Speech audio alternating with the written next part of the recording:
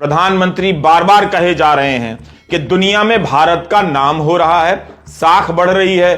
तो क्या इन खबरों से भारत की साख बढ़ रही है, नाम हो रहा है, या नाक कट रही है? क्या यह डंका बजना हुआ कि अदानी पर लगे आरोपों में प्रधानमंत्री का नाम भी जोड़ा जा रहा है? जिस वक्त दुनिया भर में इस मामले में सवाल हो रहे हैं, प्रधानमंत्री कह रहे हैं डंका बज रहा है। दुनिया भर में अदानी को लेकर जितनी खबरें छपी हैं, अगर उनका आप संकलन कर लेंगे तो पता चलेगा कि भारत की कितनी बदनामी हो रही है। दुनिया के अखबारों में अदानी प्रकरण को लेकर भारत की चर्चा किस तरह से हो रही है। जिस तरह से दुनिया भर में अदानी को लेकर खबरें छप रही हैं, उन खबरों को बताने के लिए अलग से एक चैनल लॉन्च करना पड़ेगा। अदानी समाचार के नाम से अदानी ग्लोबल चैनल बनाना चाहते थे, फाइनेंशियल टाइम्स की तरह। उसी फाइनेंशियल टाइम्स में उनके समूह को लेकर जिस तरह की खबरें छप रही हैं, क्या भारत के चैनल पर उसका कवरेज देख पा रहे हैं? क्या अदानी की खबर से आप अब भी कहेंगे कि भारत का दुनिया में डंका बज रहा है? बदनामी होने को डंका बजना कहते हैं। अदानी समाचार में पहली खबर है जापान से। निके एशिया में रोज के हांडा की रिपोर्ट छपी है कि अदानी पर जो कर्जा है वह भारत की अर्थव्यवस्था का 1% से अधिक हो गया है। अदानी की 10 कंपनियों पर 3 लाख करोड़ से अधिक का कर्जा बताया गया है। इस अध्ययन में बताया गया है कि फ्रॉड के आरोपों के बाद निवेशक कर्जे को लेकर चिंतित हैं। यह निके ने अपने विश्लेषण में पाया है, जिससे पता चलता है कि समूह का विस्तार कितना बड़ा है, ताकि आपको पता चले कि दुनिया में भारत का डंका किस तरह से बज रहा है। अदानी समाचार में दूसरी खबर है फ्रांस से। फ्रांस की टोटल एनर्जी ने अदानी के साथ $4 अरब के निवेश की योजना पर रोक लगा दी है। पिछले साल की घोषणा के अनुसार total energy Adani new industry limited में 25% की हिस्सेदारी लेने वाला था। पिछले साल जून में दोनों की साझेदारी का ऐलान हुआ था, मगर दस्तखत नहीं हुए थे। टोटल एनर्जी के चीफ ने कहा है कि जब तक चीजें साफ नहीं हो जाती हैं, हाइड्रोजन प्रोजेक्ट रुका रहेगा। अदानी समाचार में आज की तीसरी खबर, MSCI एक काफी बड़ा इंडेक्स है। इनके इंडेक्स पर कैपिटल के मुताबिक किसी कंपनी का हिस्सा होता है, यानी जिस कंपनी का कैपिटल अधिक होता है उसका भार ज्यादा होता है। अपने फरवरी समीक्षा में MSCI ने यह फैसला लिया है कि अदानी ग्रुप के फ्री फ्लोट और मार्केट कैपिटलाइजेशन में 1 मार्च से कटौती कर देगा। CNBC ने लिखा है कि MSCI के मुताबिक कुछ निवेशकों को हमारे नियमों के अनुसार फ्री फ्लोट की श्रेणी में नहीं रखा जाना चाहिए। अदानी के 8 स्टॉक जो MSCI स्टैंडर्ड इंडेक्स में शामिल थे, उनमें से 4 का वेटेज यानी वजन घटा दिया गया है। इससे इन स्टॉक से काफी आउटफ्लो होने की आशंका है, यानी शेयर कैपिटल के और गिरने की आशंका जताई जा रही है। इसके अलावा नुवोमा वेल्थ मैनेजमेंट ने अपने एक नोट में लिखा है कि MSCI ग्लोबल स्टैंडर्ड इंडेक्स ने भी अदानी एंटरप्राइजेस की वेटेज को 0.5% से कम कर दिया है और आशंका जताई है कि इससे अन्य 3 स्टॉक्स में भी गिरावट देखी जा सकती है। इससे $500 मिलियन का घाटा होने का अनुमान है। या इन घोषणाओं के बाद अदानी समूह के शेयरों में गिरावट देखी गई। अदानी समाचार में चौथी खबर है लंदन से। फाइनेंशियल टाइम्स ने लिखा है कि पिछले दिनों खबर आई कि अदानी समूह ने लोन चुकाए हैं, मगर उससे पहले मार्जिन कॉल का कॉल आया था, क्योंकि ब्रोकरों ने मांग की कि जिन शेयरों को गिरवी रखकर लोन लिया गया है उनके दाम तो गिर गए, तो बाकी का मार्जिन दे दीजिए। अगर हमसे कोई त्रुटि हुई इन सूचनाओं को बताने में, तो मार्जिन कॉल का मामला यही है।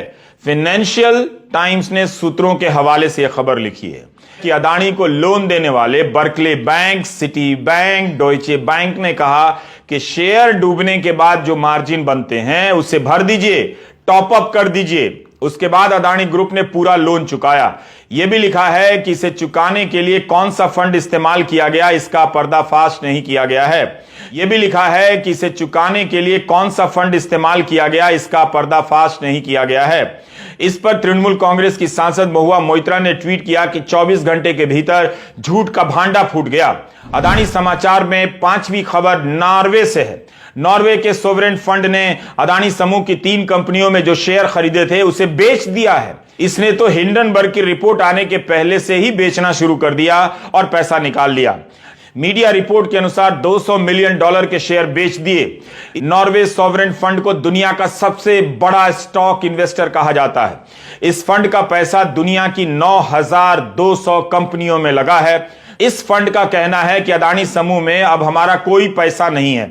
सोचिए, 9,200 कंपनियों में अब अदानी समूह की कंपनी बाहर हो गई है। सूत्रों के हवाले से अदानी समाचार में छठी खबर न्यूयॉर्क से है। फाइनेंशियल टाइम्स ने खबर छापी है कि गौतम अदानी ने वॉल स्ट्रीट की एक ताकतवर एक्टिविज्म डिफेंस लॉ फर्म को हिंडनबर्ग के खिलाफ लड़ाई में हायर किया है। सूत्रों ने फाइनेंशियल टाइम्स को बताया है कि पिछले कुछ दिनों में न्यूयॉर्क के कई बड़े वकीलों से अदानी समूह ने इस मामले को लेकर विमर्श किया है और अब वैक्टेल लॉ फर्म को हायर किया है, जो अमेरिका की सबसे महंगी लॉ फर्म्स में से एक है। तो जाहिर है कुछ लोग समझ रहे होंगे कि मामला क्या है। दुनिया का सबसे बड़ा फंड 9,200 कंपनियों में निवेश करता है और भारत की सबसे बड़ी कंपनी से निवेश निकाल लेता है। क्या इस खबर से दुनिया में भारत का डंका बज रहा है? दुनिया भर में अदानी को लेकर जितनी खबरें छपी हैं, अगर उनका आप संकलन कर लेंगे तो पता चलेगा कि भारत की कितनी बदनामी हो रही है। इन खबरों को बताने के लिए अलग से अदानी समाचार शुरू कर दीजिए। अदानी ग्लोबल चैनल बनाना चाहते थे, फाइनेंशियल टाइम्स की तरह। उसी फाइनेंशियल टाइम्स में उनके समूह को लेकर जिस तरह की खबरें छप रही हैं, क्या भारत के चैनल पर उसका कवरेज देख पा रहे हैं? द इकोनॉमिस्ट ही नहीं, wall street journal, Bloomberg, financial times, ये सब दुनिया के बड़े आर्थिक अखबार हैं। लेकिन क्या भारत की जनता नहीं देख रही है कि अदानी प्रकरण के बाद से भारत को लेकर किस तरह की खबरें छप रही हैं? इनमें एक खबर प्रधानमंत्री की तारीफ में छप जाए तो बीजेपी के सारे सांसद ट्वीट करने लग जाएंगे। यह ब्लूमबर्ग बिजनेस वीक का कवर है। इस पर लिखा है कि एशिया के सबसे धनी आदमी से मिलिए। तस्वीर में नाक के पास कागज फटा हुआ है और लिखा है कि एक शॉट से अदानी के $100 अरब उड़ गए, यानी नाक कट गई। इसके साथ लिखा है कि अदानी डाउनसाइज्ड, यानी उनका कद छोटा हो गया, उनका साम्राज्य के पर कतर गए। 1 फरवरी को टाइम पत्रिका की इस खबर का शीर्षक भी इकोनॉमिस्ट की तरह है, ब्लूमबर्ग की तरह है। यही लिखा है कि अपने चुनावी अभियानों के समय मोदी अदानी के हवाई जहाज में उड़ा करते थे। यही तस्वीर तो राहुल गांधी ने संसद में दिखा दी। टाइम लिखता है कि दोनों की दोस्ती का लाभ अदानी को हुआ। मोदी के प्रधानमंत्री बनने के बाद अदानी की संपत्ति में 230% की वृद्धि हो गई। क्या इस तरह से भारत का दुनिया में डंका बज रहा है? प्रधानमंत्री बार बार कहे जा रहे हैं कि दुनिया में भारत का नाम हो रहा है, साख बढ़ रही है। तो क्या इन खबरों से भारत की साख बढ़ रही है? नाम हो रहा है या नाक कट रही है? नाम हो रहा है या नाक कट रही है? अदानी पर कॉरपोरेट के इतिहास का सबसे बड़ा फ्रॉड का आरोप लगा है। क्या इससे भारत को लेकर दुनिया में डंका बज रहा है? क्या आप इसे डंका बजना कहेंगे? दुनिया में इन खबरों से बदनामी हो रही है और प्रधानमंत्री कह रहे डंका बज रहा है। कायदे से जांच कराते और इन सब सवालों के जवाब देते तो लगता कि भारत में जांच एजेंसियां सबके लिए काम करती हैं, बराबर से काम करती हैं। क्या डंका बजने वाली एक और खबर देखिए।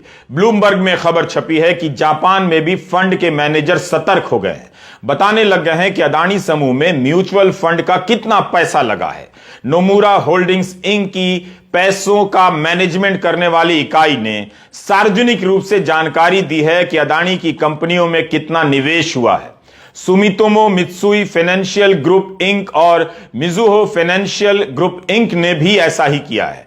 जिस तरह से शेयरों में गिरावट आ रही है, सबको अपने निवेश के डूब जाने की चिंता होने लगी है।